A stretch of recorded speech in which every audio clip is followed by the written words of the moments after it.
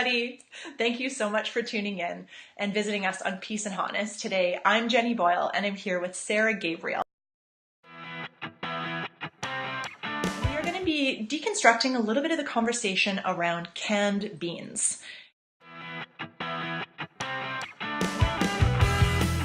I briefly touched on why Kevin hates it when I eat too many beans. And that's definitely something that I know I've had a lot of students talk to me about. It's like, yeah, beans are great, but they make me so farty. Is there anything we can do about that? Absolutely. There's a couple of things you can do.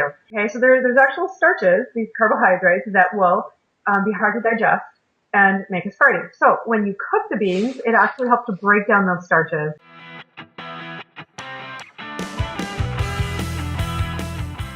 Other thing you can do is add certain herbs or spices that actually help reduce the gaseous components as well. Fennel is a really, really good one.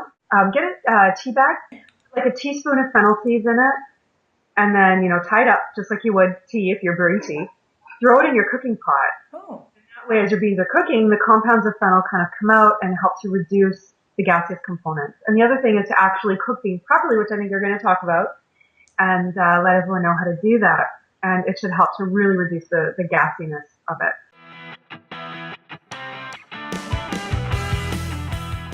Most of the gaseous properties are actually in the outer skin of the bean. So if you rub the bean to take the hull off, or you just skim them off the top once they're cooked, and you don't eat them, then it helps to reduce the farty-ness, literally up to about 98%. Wow. You reduce it quite a bit. That's a huge reduction in fartiness. From a cost perspective as well. Yes, thank you. That is huge. I mean, it is so much more economical to buy dried beans than it is to buy canned. I mean, especially the organic canned beans.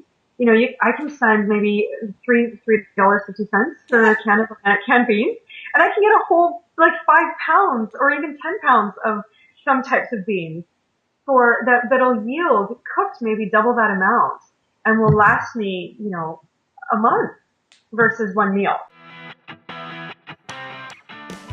So when you have the dried beans, you soak them in water and... Maybe about 2 or 3 times the amount of water versus beans. So if I have 1 cup dried beans, I might use 3 or 4 cups of water and maybe a teaspoon of apple cider vinegar, just a little bit. Okay. And mix it all around, just let it sit.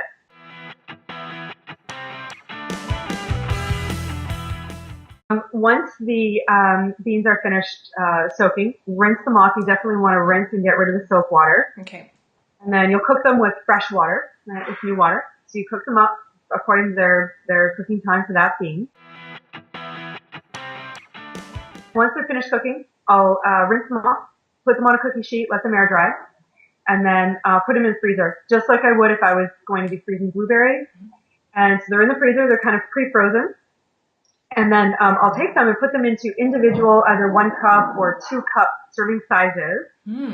Ziploc bags or little yogurt containers or something like that, and then put them in the freezer. And then when I need them for a recipe, all I do is go to the freezer, take out a portion, and then I've got them to add to soups or stews or casseroles or just to make rice and beans with. And it is literally my version of canned beans, where they're already prepared. I don't even have to open the can, I just have to open the lid.